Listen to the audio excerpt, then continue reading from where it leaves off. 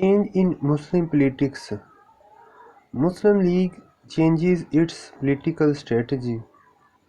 The Muslim League with its establishment became active for the protection of the Muslim interest. It took over the Muslim struggle launched by Sir Syed Ahmad Khan and was successful in securing a number of demands from the government for the Muslims. The most important demand was the separate electorate, which the government at last conceded in the Minto-Mole reforms of 1909. The acceptance of separate electorate was the first step by the government taken towards the establishment of self-rule in India. In spite of some early successes, the Muslim League could not assume that political importance and significance which all Indian Congress had achieved. The government too was not very considerate and sympathetic towards Muslim League as it was towards the Congress. The Muslim League had to adopt a humble and courteous stance while presenting its demands as it was going through the period of its infancy. Muslim League had to accept whatever was offered to it because it was a new organization. Some developments on the national and international political scene took place which compelled the Muslim League to reshape its political strategy. The Hindu agitation against Urdu and partition of Bengal had inflamed Muslim sentiments. There was a group of young Muslims who wanted to make Muslims League more active in view of the vigorous Hindu opposition to the Muslims' interest. The annulment of partition of Bengal and government's attitude towards Urdu had intensified the Muslims' apprehensions. The sheer betrayal on the part of the government with regard to the partition of Bengal caused bewilderment amongst the Muslims, who were extremely dismayed and disappointed over the government decision to annul the partition. The situation on international level even was not very happy. The Muslims had to bear other setbacks after the loss of eastern Bengal. The war between Italy and Turkey in Tripoli and the Balkan War sent a wave of sorrow throughout the Muslim world. The poor position of Turkey, the leader of Islamic world in the Balkan War, threatened the dismemberment of Turkish Empire, which was observed with utmost anguish by the Muslims. The Russian action in Iran with British blessings infuriated the Muslims who disapproved British agreement with Russia. Besides these events in the government's hesitant policy with regard to the establishment of Muslim university, demolition of Kanpur Mosque and declaration of war by Britain against the Khalifa of Turkey in the First World War were the immediate causes which impelled the Muslim League to adopt a new line of action, leading to the establishment of self-rule in India. The Muslims had observed that the government always responded to the harsh and hostile manner and only to pressure. Because of this reason, Congress made the government to accede to its demand at will. In view of above facts, the Muslim League decided to change its course of action in the wake of government attitude and came out with a new approach toward Hindu-Muslim unity. It was felt generally that the time had come to effect a change in the creed of the League. The Muslim League adopted a new political strategy to put greater pressure on the government, as it had realized that unity between Hindus and Muslims would compel the government to kneel down and accept the demands of the people. In view of the developments, the Muslim League changed its policy and included in its demands the introduction of self-rule for India. The Muslim League shifted its office from Aligarh to Lucknow in 1913. The younger generation had assumed the leadership of the Muslim League.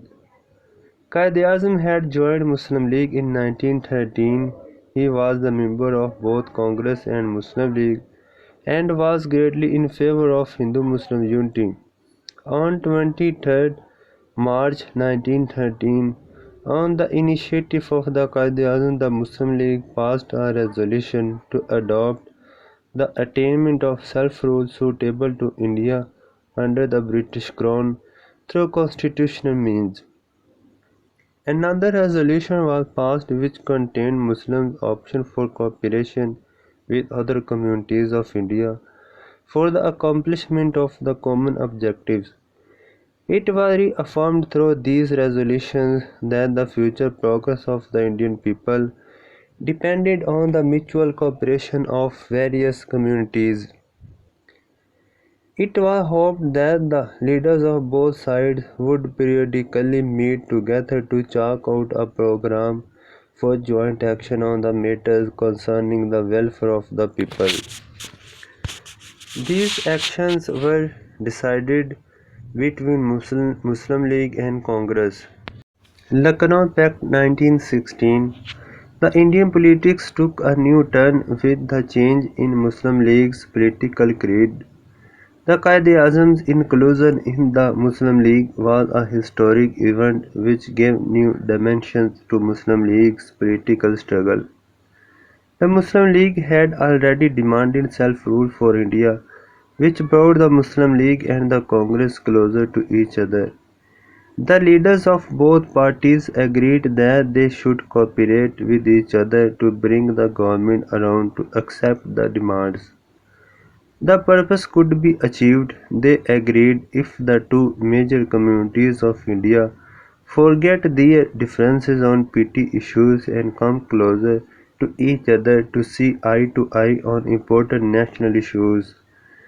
The political environs had taken a happy turn and ground for cherished Hindu-Muslim unity had been paved.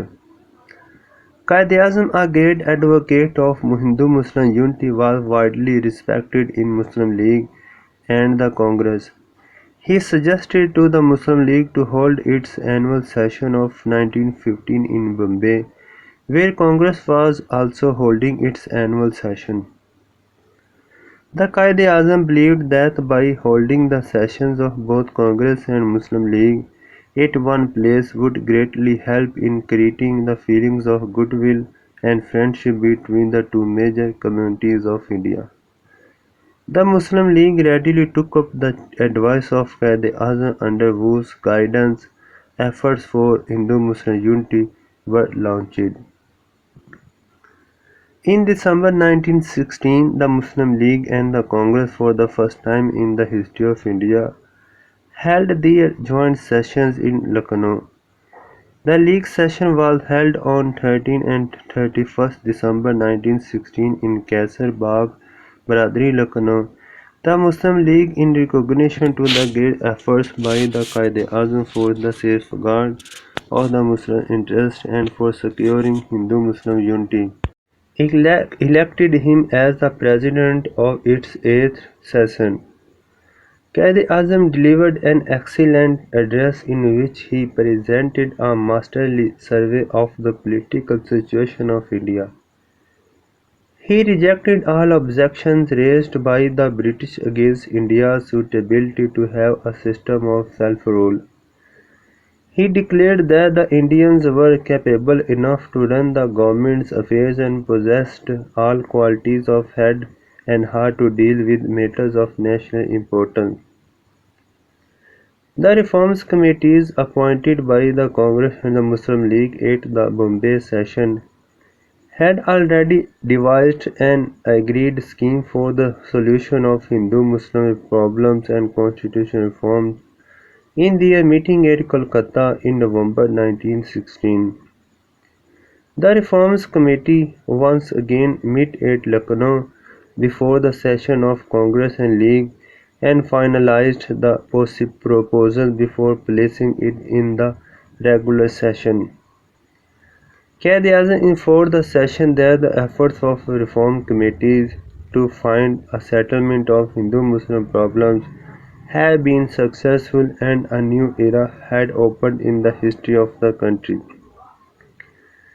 He asked the government to accord the system of self-rule to India in the nearest future, which was the definite aim of the Indian people. The scheme for constitutional reform prepared by the Reforms Committee of Congress and Muslim League, in which the Quaid-e-Azam played a major role, was placed before the joint session for approval. Finally, the scheme was approved and an agreement on the scheme of constitutional reforms was reached between Congress and Muslim League, known as Lucknow Pact. It was decided that both Congress and Muslim League would submit the jointly approved scheme to the government for its introduction after the war in order to introduce self-government in India. The main recommendations of the pact are the provincial legislative councils will have fourth as elected members and one-fifth as nominated members. The members would be elected directly by the people for a term of 5 years. In the major provinces, the strength of the legislative council would be 125, and in the minor provinces, the strength would be between 50 to 75. The Muslims shall be elected through special electorates, and their strength in the different provinces shall be as follows: Punjab 50%, Bengal 40%, UP 30%, Bihar 25%, CP 50%, Madras 15%, Bombay 33%. No bill nor any clause thereof, nor a resolution introduced by a non-official member affecting one or other community shall be presented in the Assembly without the approval of the concerned group. Provincial autonomy will be given to the provinces with maximum powers vested with the provincial councils. The provincial councils would be authorized to impose taxes, raise loans, and to vote on budget. All proposals for raising revenues shall have to be submitted to the provincial councils for sanctions. There shall be an executive council in the provinces headed by the governor, whose half of the members shall be Indian nationals elected by the elected members of the legislative council. Their term of office shall be 5 years. The members of the assemblies shall have the right to present a adjournment motion. Seats were reserved for the Muslims in those provinces in which they were in minority under the system of weightage. Protection shall be given to the Hindus in Muslim majority provinces. In the center there shall be an imperial legislative council consisting of 150 members. Four-fifths of the members shall be elected for a term of 5 years on the basis of direct election. The Muslims will be given two-thirds seats of the elected members, and they will be elected by separate Muslim electorates. The central government will be headed by a Governor-General who would be assisted by an Executive Council. Half of the members of the Executive Council shall be Indians elected by the elected members of the Imperial Legislative Council. The Lucknow Pact was a great achievement of the Hindu-Muslim leaders who were successful in offering for the first and only time a mutually acceptable solution of the Hindu-Muslim problems.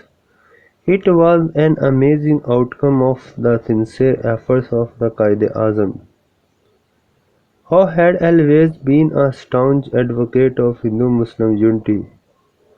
The scheme provided for a concrete step taken halfway toward the establishment of self-rule in India, which was main cover of the jointly sponsored scheme of Lucknow Pact. The most glaring feature of the scheme was that it expressed the recognition by the Hindus of the separate political entity of the Muslims. The Hindus for the first time had acknowledged the Muslims as a separate nation and accepted their right to separate electorate.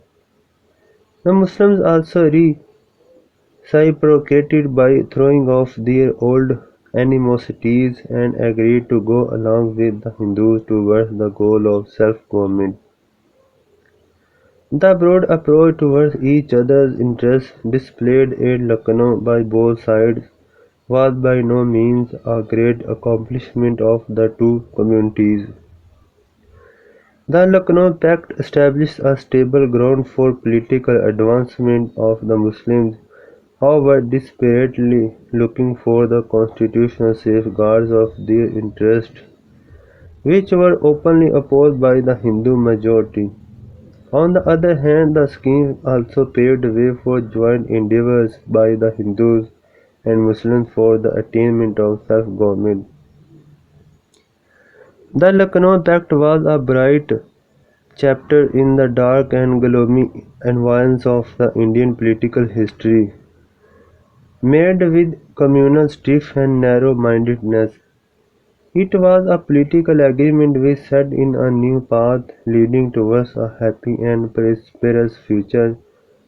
The Lucknow Pact created political homogeneity between the two separate political entities, Hindus and Muslims, who frankly and fairly admitted each other's interests with sincerity. The credit for creating this harmonious situation undoubtedly went to the unflinching and untiring efforts of the Quaid-e-Azam, who was conferred with a proud title of Ambassador of Hindu-Muslim Unity by the famous politician Mr. Sarangi Naidu.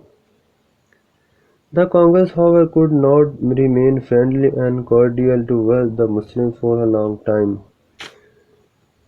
It underwent a transformation with the prejudicial influence of Gandhi a few years later. The air of amity and harmonious spirit of Lucknow Pact, achieved through sincere and above-board efforts of the Quaid-e-Azam, soon disappeared with Gandhi saddled into the mount to determine political path of Congress.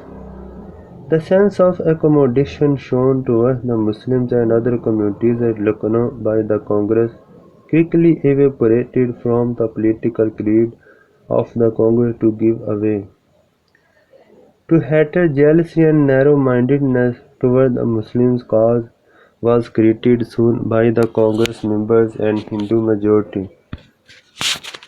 Montagu Chelmsford Reforms 1990. A committee under Justice S. A. Rowlett was appointed to suggest ways and means to crush political conspiracies against the government. The committee presented its report to the government in 1918, which contained very strict measures to be adopted against those who were found involved in the political activities against the government. The report invited unprecedented reaction by Indian people on its unethical and heinous recommendation against the people of India. The political leaders expressed their utmost annoyance and declared the Rowlett Committee report as criminal.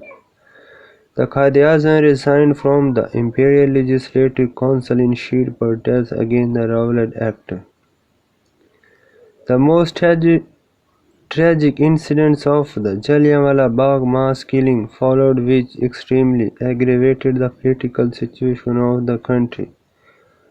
The British Commander-General Dyer opened fire without warning to disperse on the people who had assembled at the Jallianwala Bagh in Amritsar to protest against Rowlatt Act. The indiscriminate slaughter of the people at Jallianwala Bagh provoked the people and sent a wave of shock throughout the country. The above-mentioned incidents contributed a great deal towards a widespread sense of hatred towards the government. The antagonistic feelings of the people against the government received an immeasurable flip, giving rise to large-scale anti-British propaganda. The country was passing through the most critical and unstable period of its history. The British government now felt it imperative to respond to the aspirations of the Indians in order to appease the smoldering passions. On August 20, 1917, at Montagu, the Secretary of State for India made an announcement of the British policy in the House of Commons. He said, "The policy of His Majesty's Government, with which the Government of India are in complete accord, is that of the increasing association and the gradual development of self-governing institutions, with a view to the progressive realization of the responsibility government in India as an integral part of the British Empire." In pursuance of the policy announced by the Secretary of State for India, Mr. Montagu came to India with a delegation. The delegation, which included two other members, held deliberations with the Viceroy and other leading political personalities. The delegation went back in April 1918. Mr. Montagu prepared a scheme of constitutional reforms, which was presented to the government for approval.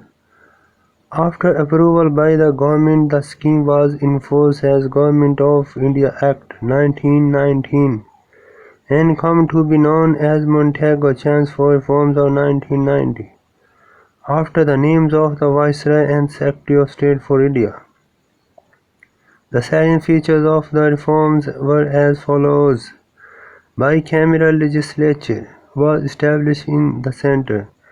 The upper house was known as the Council of State, and the lower house was named as Central Legislative Assembly. The membership of the upper house was fixed at 60 members, while the lower house consisted of 146 members. The upper house was elected for 5 years and the lower house for 3 years. Separate electorate was retained for the Muslims. Self-government would be established gradually in India. The system of diarchy was introduced at the provincial level. By this system, the provincial subjects were divided into two categories as the transferred subjects and the reserved subjects. The transferred subjects, such as health, commerce, and education, were entrusted to the Indian ministers, who were responsible to the council. The reserved subjects, as such law and order, finance, police, irrigation, and forests, were placed under the direct control of the provincial governors and their nominated councillors.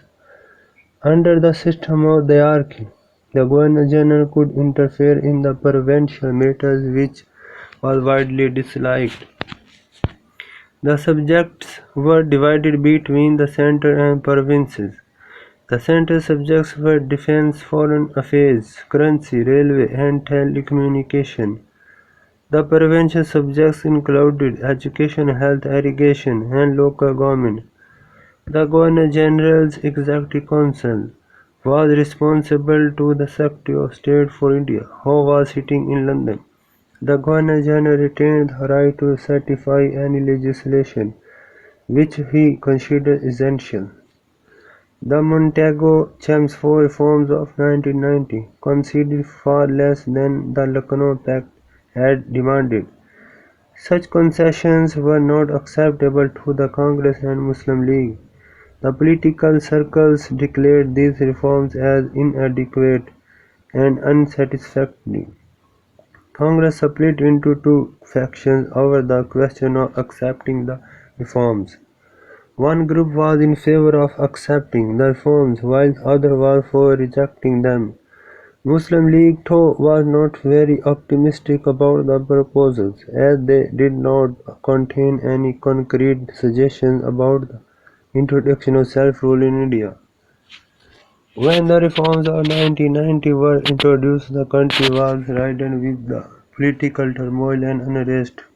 There was a great deal of disappointment with these reforms, resentment on the strong measures adopted by the government to crush the people, and finally the tragic and sorry massacre at Jallianwala Bagh had greatly embittered the feelings of the people.